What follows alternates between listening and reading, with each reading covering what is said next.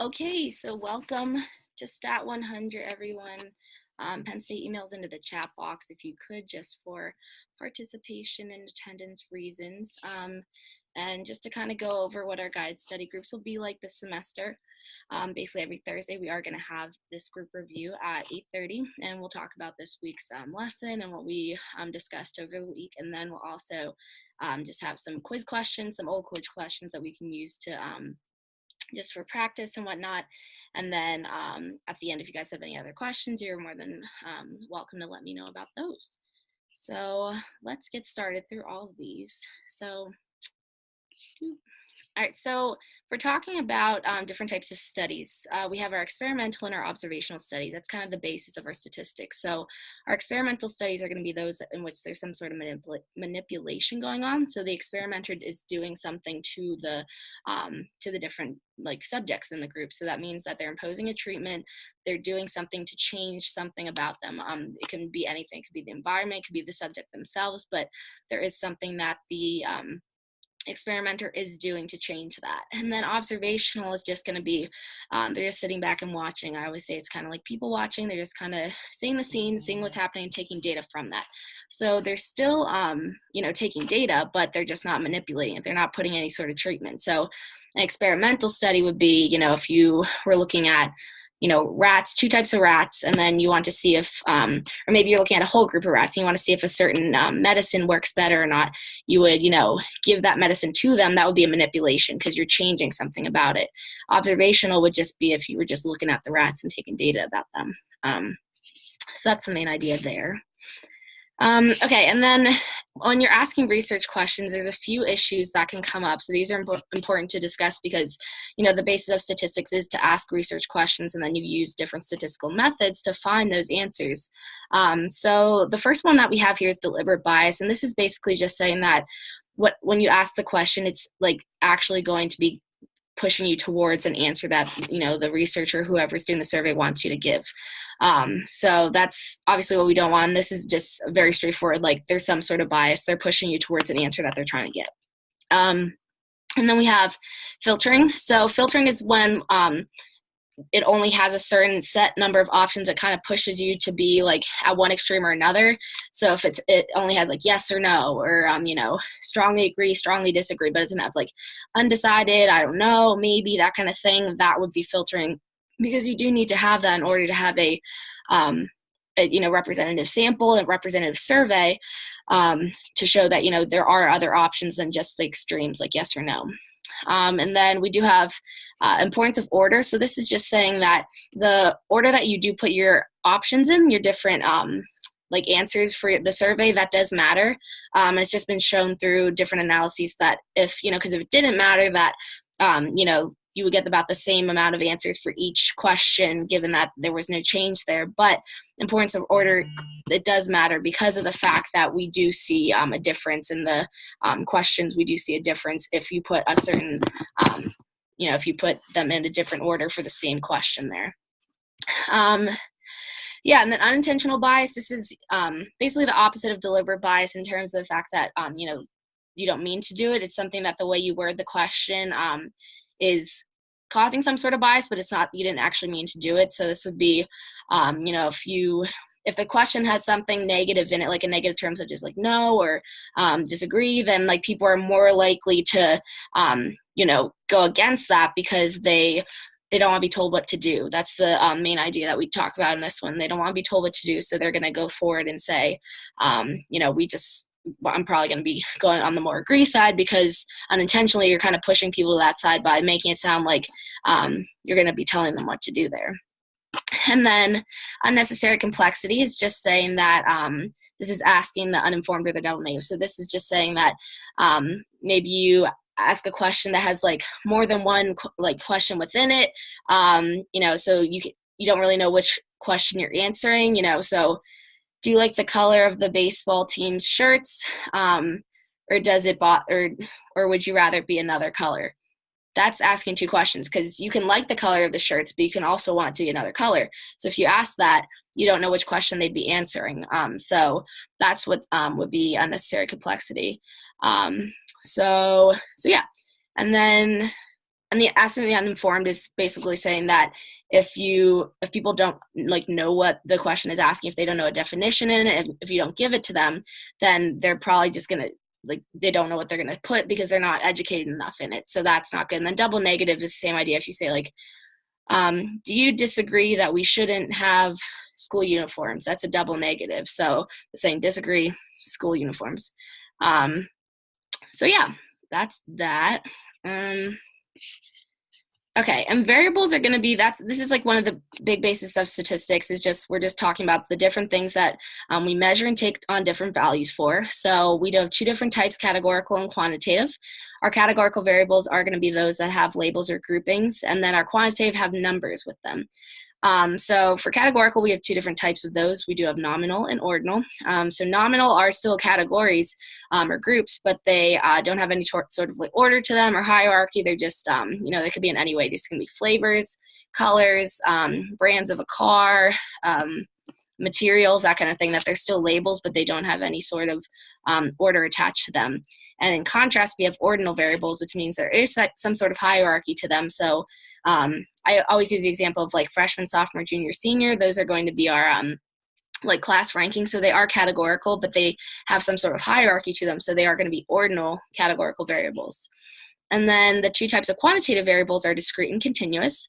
So discrete just means that it can only take on a set number of values. It can only do things like people or cars, houses, things that you can't have like a decimal amount of, but then continuous means that it can have anything, between the max and the min. It can take any sort of value on there. So this would be any type of like measurement if we're talking about like weight, time per se, I guess, like milliseconds, that kind of thing.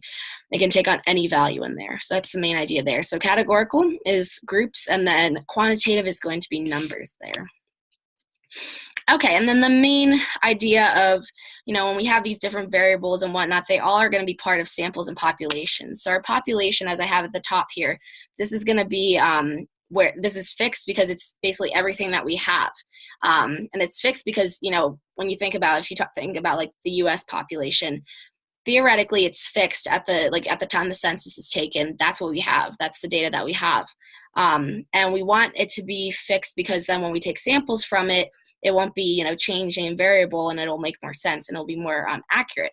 But the reason why we take samples is because we usually can't like take data from the entire population. It's just not feasible. It doesn't make sense. So the idea is that we want to take samples from this population to find out information, but we want to make sure that these samples are going to be representative of our population, which we'll get into later on. But so yeah, just our samples. And then so statistics are the measurement of samples, and then parameters are the measures of populations. And yeah, so samples are, like I said, that's where we actually get the data because it's, really hard to get it from the population. They are variable because we try to take random samples in there. And then lastly, this last bullet is really important. It kind of tells you, why are we taking samples? So, you have your population, you take a bunch of samples from there, and then based on what information you get from that sample, you don't just make a conclusion about your sample. The whole point is to use that sample to make an inference about the group that you couldn't take you couldn't take all of them from it. So you use what you have to make a more, informed and educated decision and an inference about the population, given what you got from your sample there.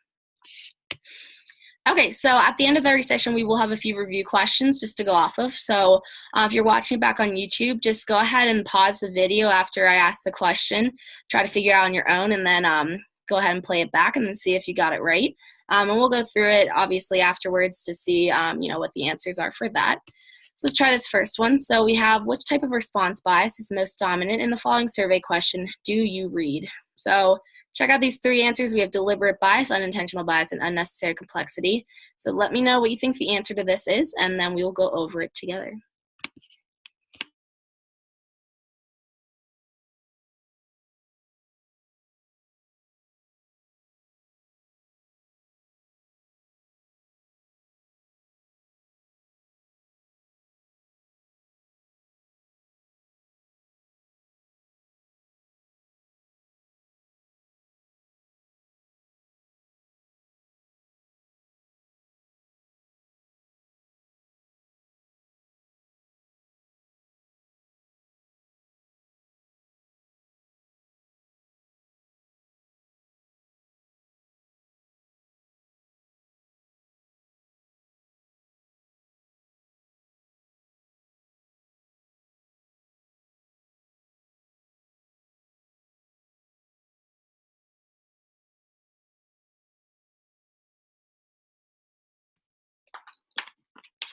All right, cool. So let's, okay, cool. So let's go over this one. So our answer here is going to be B, unintentional bias. Because the main idea here is, so since it's unintentional, that means, that we weren't trying to make it biased, it wasn't supposed to be like that, but the wording doesn't say, what type of reading is of interest, is it talking about reading a newspaper, is it talking about reading magazines, pleasure reading, reading research articles, so it's just saying, do you read? And then that's another thing. You don't know if it's saying like, do you read often? Do you read at all? Do you, that there needs to be some other information here trying to figure that out. So it is going to be unintentional bias because they didn't mean for it to be biased. They meant no harm. They just wanted to ask if you read, but there's so many questions about it. People can interpret this in so many different ways. And that's why this is not good, because if we have unintentional bias, and that means that people can interpret this question differently. So that means they're going to answer it differently, and your responses aren't going to be accurate then.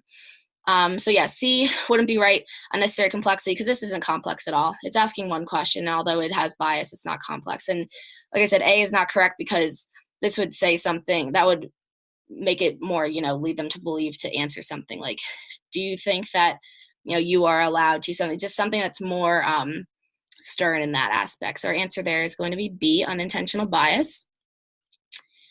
All right, and then our second review we have, so what type of variable is an automobile make? So Ford, Chevrolet, Toyota. So try figuring out what type of variable this is, and then we will go over it together.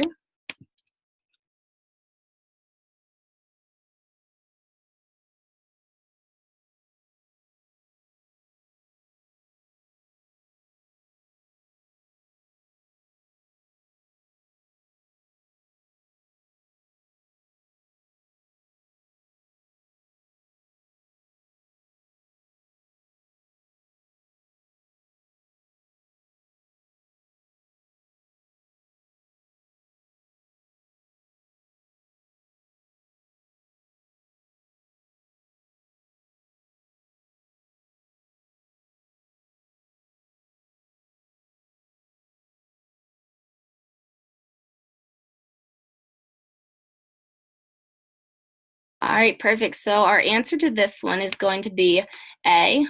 So if we remember in this case, when we're talking about a variable that is some sort of category, it is going to be a categorical variable. So that's why we could automatically cross out B and C. So we do know it has to be A. But this is nominal, not ordinal, because nominal means that there's no sort of order. And then since there is no order in it, that means it is nominal. If it had an order, it would be ordinal. But, Ford doesn't come before Chevrolet. Like, these could be switched and it would still make sense. So yeah, that's why our answer is A there. So great job. All right, so number 3, we have the importance of randomized experiment is that what? So either they require large sample sizes, they allow the statistician to observe which units are in each treatment group, allow the possibility for interference of causation, or none of the above. So try this one out and we will go over it together then.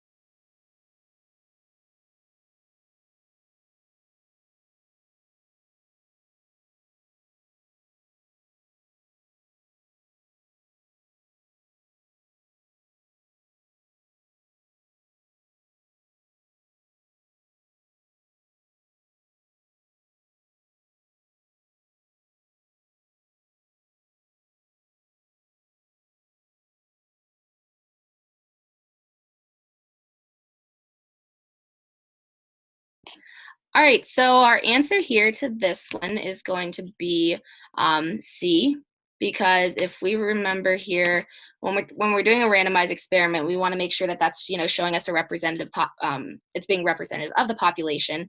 So A is not true because it doesn't require a large sample size. I mean, you do always want a large sample size, but that's not the importance of a randomized experiment.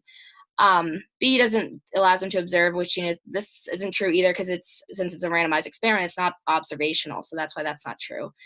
So obviously D is not correct because the answer is C, because if you have the randomized experiment, then it can possibly provide evidence that there is cause and effect. Because if you just do an observational study, you can't really make that idea. We will talk later about how association doesn't equal causation, but if you have a randomized experiment, we can say that it's pretty representative of our population. So there is a way for us to at least make some sort of confident guess that there's some sort of cause and effect going on there. But we'll go more into depth for that later. All right. So number 4, we have to construct a proper statistical study. A statistician must what? So read through these 4 and then we will go over them together.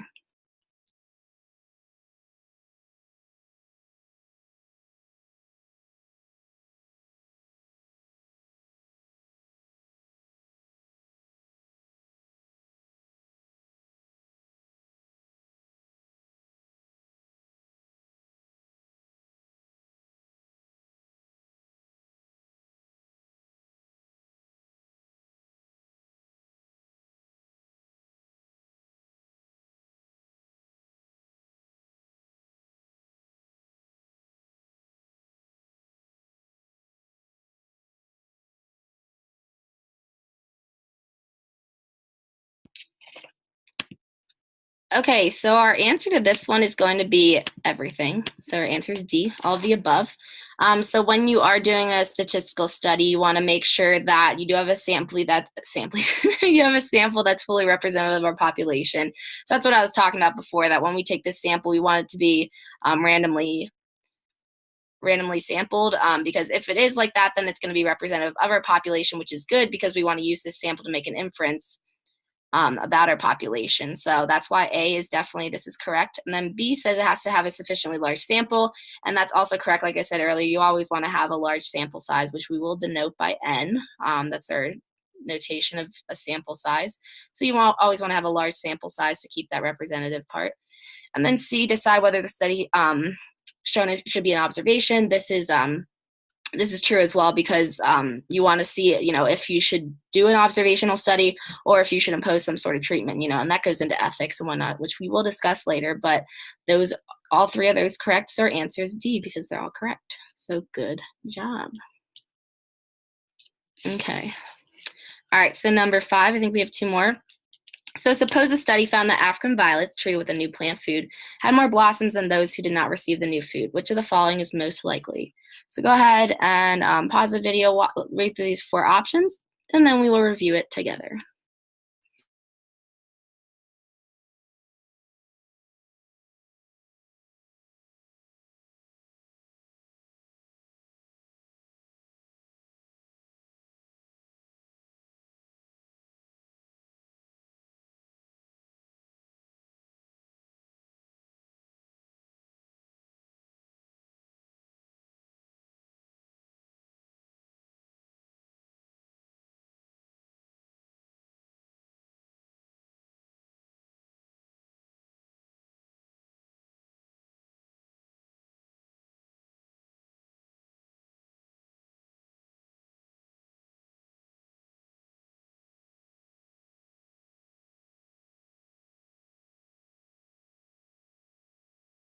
So our answer for this one is going to be A. So we want to decide first, see, this is an experiment because, as you can see, it says that they were treated with a new plant food. So this is going to be some sort of manipulation. And then remember, if there's manipulation, remember if there is a manipulation, that's what's going to make it an experiment. So we know it can't be C or D because there was some sort of treatment or manipulation, so it's not an observational study. And then in terms of having an experiment, remember we say if we have randomization, we just talked about this in the other one, that means that there might be evidence that there's some sort of, additional blossoms or whatever. Like this is saying that there might be evidence of a change, of an actual change. Then so B isn't correct because it says that the plant food cannot be said to have caused the additional blossoms. But like since it was an experiment, they found, evidence that one did, show more than that. And they did have an experiment. So that means that we can show some sort of cause and effect relationship. Can't make a conclusion, but we can have some evidence on it. So that's why A is the correct one, because it's saying that we do have some sort of evidence that, this is true for the population there. So good job. All right, let's do one more. So, all right, so which type of bias is most dominant in the following survey question? Do you support the polluting of our groundwater through fracking? So go ahead and read through A through D, and then we will review this one together.